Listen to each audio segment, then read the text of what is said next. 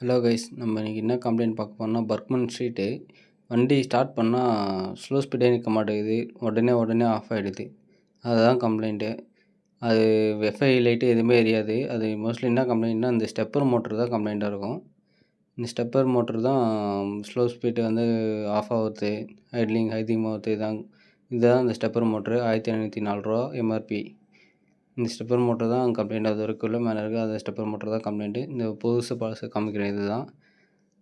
இது பழைய stepper motor. இது எப்படி இருக்குது பாருங்கள்.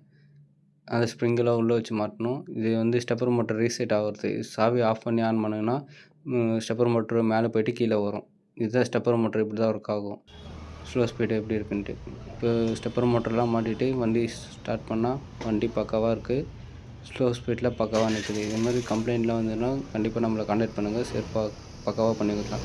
தேங்க்யூ ஃபார் வாட்சிங் Gem Packers. Thank you. Keep supporting.